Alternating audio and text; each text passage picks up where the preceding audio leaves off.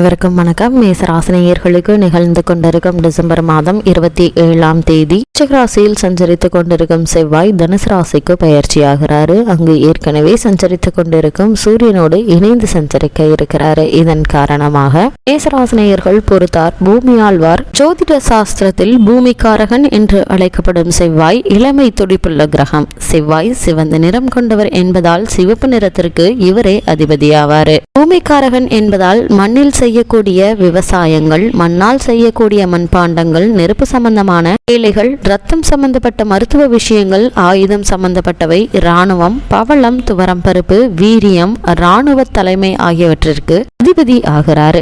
நவகிரகங்கள்ல மனதை இளமையாக வைத்திருப்பவர் புதன் என்றால் உடலை இளமையாக வைத்திருப்பவர் செவ்வாய். ஆரோக்கியமான குறுக்கேறிய உடல் செவ்வாயை குறிக்கும். மிக சிறந்த விளையாட்டு வீரர்களை, போர் வீரர்களை உருவாக்குவதும் இந்த செவ்வாய் கிரகம்தான். குழந்தை முதல் வயோதிக பருவம் வரையிலான மனித வாழ்க்கையில் 35 வயதுக்குட்பட்ட இளைய பருவத்தை செவ்வாய் குறிக்கிறாரு. இந்த காலகட்டத்தில் தான் முன் யோசனை இல்லாமல் தடாலடியாக நம்மை ஏதேனும் காரியங்களில் இறங்க வைப்பார் செவ்வாய். பொதுவாக பலம் வாய்ந்த செவ்வாயினுடைய தசை ஒருவருக்கு நடக்குமானால் அவருக்கு உடலை பாதுகாக்கும் ஆர்வம் வரும். உடற்பயிற்சி நிலையங்களில் ஆர்வத்துடன் உடலை வழிபடுத்தும் பயிற்சிகளை செய்வார்கள். பெரும்பாலும் செவ்வாய் ஆதிக்கத்தில் பிறந்தவர்களாக இவர்கள் இருப்பார்கள். ஜாதகத்தில் செவ்வாய் வலுப்பெற்று இருப்பதை பொறுத்தே சொந்த வீடு, நிலம், மாட்டுப்பண்ணை, பண்ணை வீடுகள் அமைத்து தர காரணமாக இருப்பார். கூடவே மற்ற சுபகிரகங்களுடைய பார்வை இருந்தால்தான் அவற்றை முழுமையாக அனுபவிக்க முடியும். தொழில் ஸ்தானமான 10ஆம் இடத்தோடு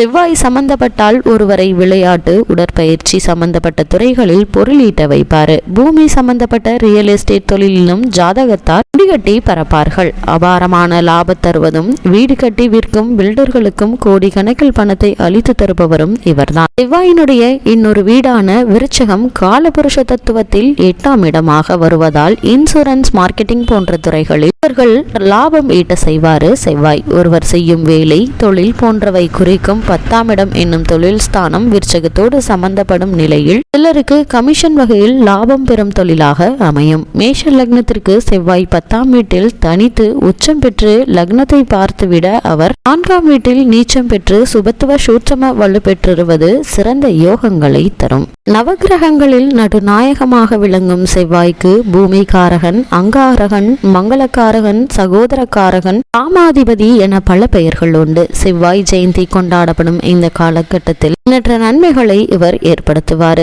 சூரியன், சந்திரனை போல் நவகிரகங்களில் செவ்வாயும் ஒரு முக்கியமான கிரகமாகும். பெண்களுக்கு கலத்திரக்காரனாய் விளங்குபவர் செவ்வாய். செவ்வாய் ஒரு ஆண் கிரகம். முக்கோண வடிவம் கொண்டது. செந்நிற மேனி கொண்டவர். தெற்கு திசை நோக்கி அமர்ந்திருப்பவர். 12 ராசிகளில் முதல் வீடான மேஷம் அதற்கு 8ஆம் இடமாகும். விருச்சகம் செவ்வாய் ஆட்சி வீடு பெறும் ஸ்தானங்களாகும். 27 நட்சத்திரங்களில் மிருகசிரேஷம், சித்திரை, அவிட்டம் ஆகிய 3 செவ்வாய்க்குரியவை. செவ்வாய்க்கு சூரியன், சந்திரன், குரு நட்பு கிரகங்களாகும். சந்திரன், சனி சமகிரகம். புதன், ராகு, கேது பகை கிரகமாகும். அதே நேரம் சனி கிரகம் செவ்வாயை பகையாக கருதுகிறது. செவ்வாய்க்கு வாக்குக்காரகன் என்ற பலம் உண்டு. ஆகையால் இவர்களின் குணாதிசயங்களை கணிப்பது மிகவும் கடினம். எந்த நேரத்தில் இவர்கள் எப்படி பேசுவார்கள், எப்படி மாறுவார்கள் என்பது அவர்களுக்கே தெரியும்.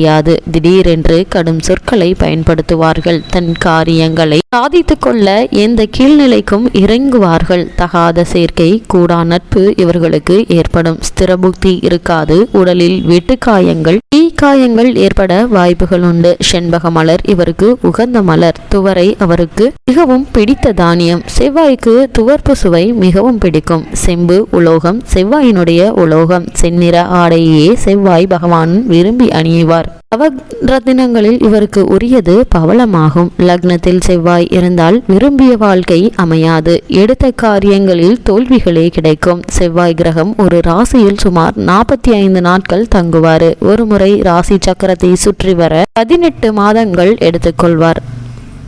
செவ்வாயை பொறுத்தவரைக்கும் பரத்வாஜ முனிவரின் மகனாக பிறந்து பூமாதேவியால் வளர்க்கப்பட்டதால் அங்காரகன் என்று கூறப்படுகிறார். இப்படிப்பட்ட செவ்வாய் கிரகத்திற்கு மாலினி, சுசீலின் என்று 2 மனைவிகள் உண்டு. நவகிரகங்களின் செவ்வாய் மற்றும் சனி ஆகிய 2 கிரகங்களுடைய செயல்பாடு மிகவும் முக்கியமானது. ஒருவருடைய பெயர் புழக்கத்துடன் அதிகாரம் செலுத்தும் நிலையில் இருக்கிறார் என்றால் அதற்கு செவ்வாயினுடைய கிரகம் பலமே காரணமாக இருக்கிறது. பலம் குறைந்த செவ்வாயால் என்ன மாதிரியான சூழ்நிலைகளை நாம் சந்திக்க நேரிடும் என்று பார்க்கும்போது போலீஸ், இராணுவம் மற்றும் பெரும் இயந்திரங்கள் கொண்ட தொழிற்சாலைகளுக்கு அதிபதியாக இருக்க செவ்வாய் கிரகத்தினுடைய தயவு தேவை. எண்ணற்ற சொத்துக்களுக்கு உரிமையாளராக இருப்பவர்களுக்கும் செவ்வாய் ஆதிக்க பலத்துடன் இருப்பார். தைரியமாக ஒருவர் இந்த செயலையும் செய்கிறார் என்றால் அதற்கு காரணமானவர் செவ்வாய்தான். ஒருவருடைய ஜாதகத்தில் செவ்வாய் பலவீனமாக இருந்தால் அந்த நபர்களுக்கு வாழ்நாள் முழுவதும் சொத்துக்கள் சேராது, சேர்ந்தாலும் தங்காது. அது மட்டுமில்லாமல் செவ்வாயை பொறுத்தவரைக்கும் இவர் ஆற்றல்காரகராக விளங்கக்கூடியவர். மூளைக்கு ஆற்றலும் சக்தியும் தரக்கூடிய கிரகம் செவ்வாய்தான். பெண்கள் பூ பெய்வதற்கு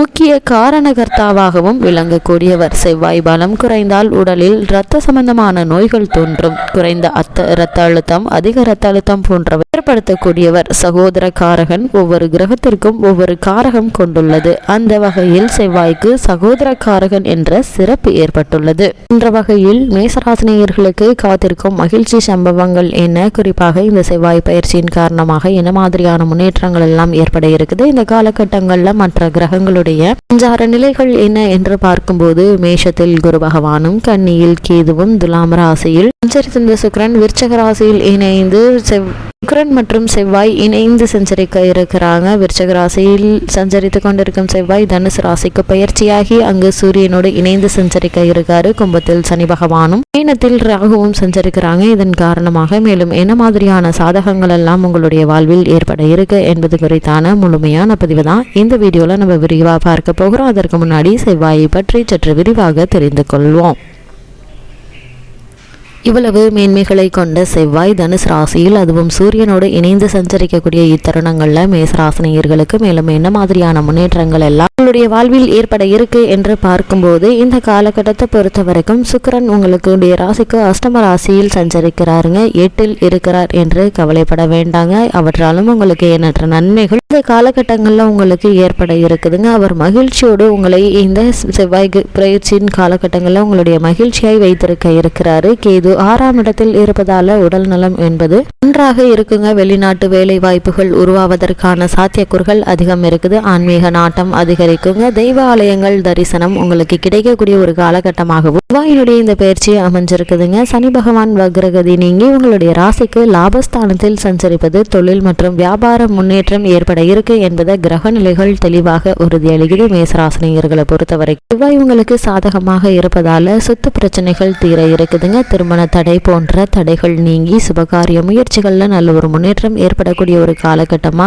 இந்த செவ்வாய் பயிற்சி அமைஞ்சிருக்குதுங்க. சூரியன் காலச்சக்கரத்துக்கும் 9வது ராசியான தனுசு ராசியில் இருப்பது அவர் தைரிய ஸ்தானத்தை பார்ப்பது மிகவும் அனுகூலமான ஒரு அமைப்பு என்று தாங்க சொல்ல வேண்டும். இதனால உங்களுக்கு தன்னம்பிக்கை அதிகரிக்க இருக்குது. உங்களுடைய வாழ்வில் எண்ணற்ற முன்னேற்றங்கள் ஏற்பட இருக்குதுங்க. மேசராசினியர்கள் என்ன மாதிரியான விஷயங்களில் நீங்கள் கவனமாக இருக்க வேண்டும் என்று பார்க்கும்போது ராசி அதிபதி அஷ்டமத்தில் இருக்கிறாருங்க. அதோடு புதன் 8ஆம் இடத்தில் சேர்ந்திருப்பதால் நிலையில கவனமாக இருங்க. தந்தை சகோதரர்களிடம் கருத்து வேறுபாடு கொள்வீங்க. இது மாதிரியான விஷயங்களை தவிர்த்து கொள்வது மிக மிக நல்லது. மேசராசினியர்களை பொறுத்த வரைக்கும் இந்த காலகட்டங்களில் செவ்வாய் அஷ்டமத்தில் இருப்பதாலும் அவருக்கு அஷ்டமத்திலிருந்து 9ஆம் இடத்திற்கு பயிற்சியாவதால் எண்ணற்ற நன்மைகள் உங்களுடைய வாழ்வில் ஏற்பட இருக்குதுங்க. கிரக நிலைகளின் ரீதியாக கூறப்படும் பரிகாரம் என்ன என்று பார்க்கும்போது கந்த சஷ்டி கவசம் பாராயணம் செய்யுங்க. எண்ணற்ற நன்மைகள் உங்களுடைய வாழ்வில் ஏற்படும்.